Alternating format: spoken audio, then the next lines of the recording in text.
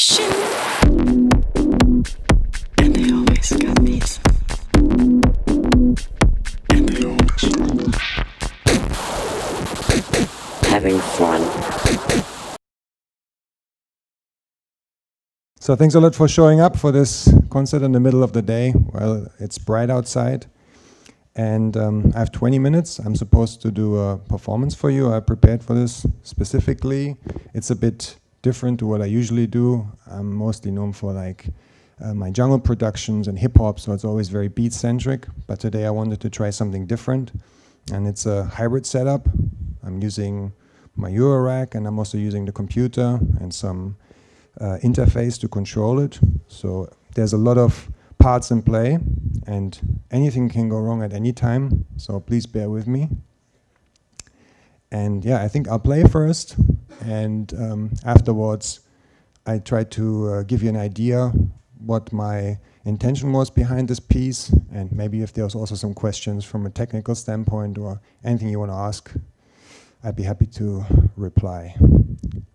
Okay, so without further ado, let's see if this thing makes a sound.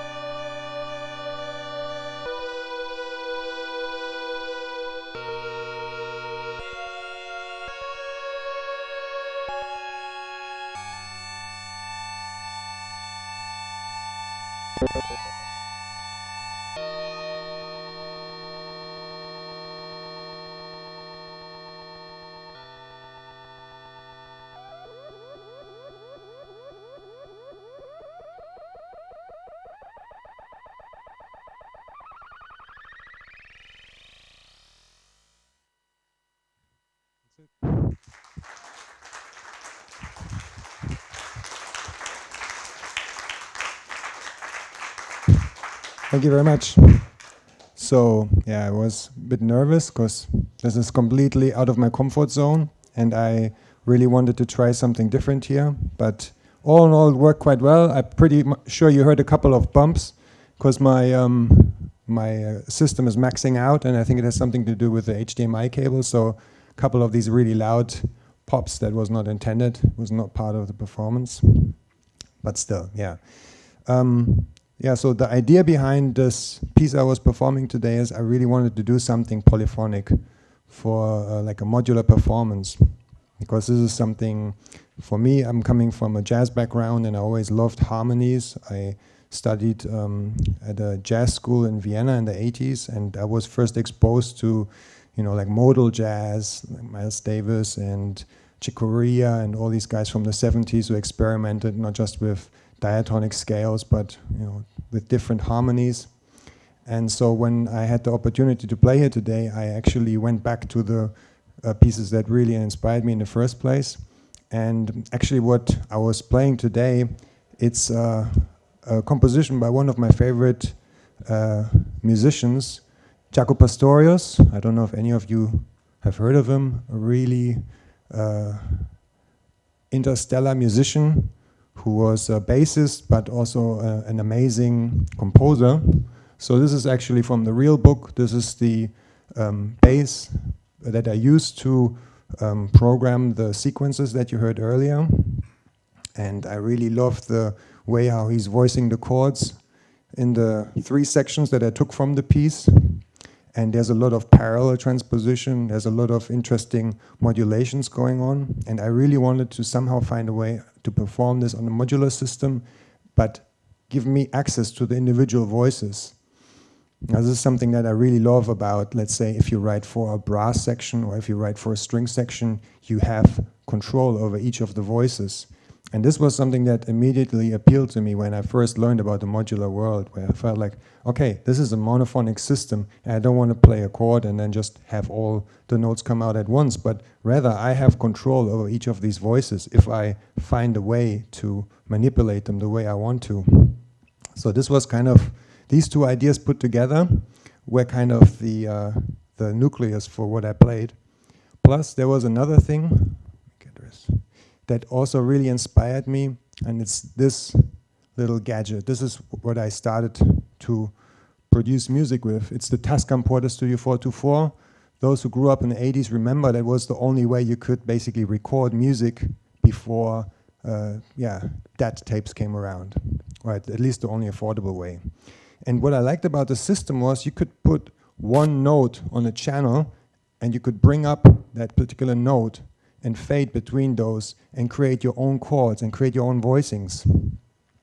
Because what I find really intriguing is you can have the same 4 notes, but depending on the volume that you play them, they can give a completely different impression. So this I loved when I was a teenager, just putting single notes on the Porter Studio and then just fading them in one by one, and I was just happy by that.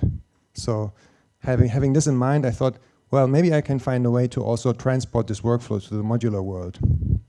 So I used the hybrid approach. On my computer, I ran live as a host, and within the host, I had 3 instances of Softube Modular. And this is really like a flexible way for me to prototype ideas when I'm on the run, but also I find it quite appealing because unlike Reactor and Max, which I also love and I also use quite extensively, with Softube Modular, you're always staying in the CV gate paradigm. So I was able to create sequences that would trigger internal oscillators, but at the same time, I would also route these control voltages out of the audio interface I'm using here, the ES8 by Expert Sleepers, and I could also trigger real-world oscillators side by side. And as you could hear, they would sometimes slightly drift, and they would slightly sound off at times, but it's also because those were very complex harmonies, and yeah, some of those notes were like, I was playing like a flat 5 in a major chord, so it was a bit tricky at first, but I think I found it in the end, the right tuning. And what I find also really kind of inspiring is, in the modular world, you separate the pitch from the rhythm. Now, this is something I also wanted to make use in this piece, so that I would have a sequence that triggers the pitches, but I would have individual access over the notes or the rhythm that those notes would be triggered. So this was something that I set up in the sequencer here. There you see it. So it's a very basic 4-track step sequencer, and I used each row to program Euclidean rhythms. So Euclidean rhythms is just a way to express a perfect distribution of accents over a certain amount of beats, and I particularly like those that go against kind of standard subdivisions. So for instance, here you can see we play 1 accent, 1 rest, 1 accent, 1 rest, then 2 rests, and this pattern is further distributed. I think this is called 2/5, so that's the way how you notate them. So I would just put in 4 different Euclidean rhythms, output them, and then those would trigger my pingable envelope generators, 1 per voice. So if I combine these two, I have the 4-track method of blending in the individual voices, but I could also give each voice a distinct rhythm. So I felt like this was a really interesting way for me as a single musician to play the polyphony in a way I would never be able to do it on a regular keyboard. And this was kind of the idea that once I put it into place, I felt like, yeah, that could work. That's entertaining for me. I have a good time to kind of play with the balances between those individual voices, and I also kind of limited myself to a very, very simple sine oscillator. This is actually the one that you were hearing. And to give me a little bit of timbre control, I would run those through wave shapers. So that was kind of a nice way. I could also give each voice in the chord at certain times individual characters. Plus I had control over the panning. This is another thing I really love, that you don't have in a regular standalone synthesizer, to be able to move one voice in a stereo field and give it like a specific position. And you know, normally we hear maybe the highest note of the chord would be the one we recognize as a melody, but you could put the second lowest note, make it louder, put that in the middle, put the highest note to the right, make it a little bit softer. It gives you so much control over the chords, and it allows you to transform the chords in a really amazing way. So once I had like a version that I could demo this, I felt like, okay, I can deal with that. And then I would just go and I would transform the sheet I showed you earlier. I would just put a bass line to it to get a steady rhythm, because that's the thing sometimes with those Euclidean rhythms. If you don't have a steady pulse, you can also lose your way, or it can lose a bit of a drive. So I would have access over the bass note to give it more of a driving feel. And then I would actually play the lead melody. On the record it's played by Wayne Shorter. I was going through the DPO and having some further access to play with the pitch. I was running it through the Echophone by Make Noise that gives you control over the pitch shifting as well. So it gives you a nice little drift, and I like this whole little bit ethereal vibe together with those really interesting chords. I felt like that was a way I never heard that composition before. And it's definitely also something I want to investigate further. So for me, the performance today was kind of like a motivation to build a prototype, but I'm really intrigued by this and I also want to use this in my own music, and I hope you find it interesting and maybe also you get some inspiration for this. So thank you very much.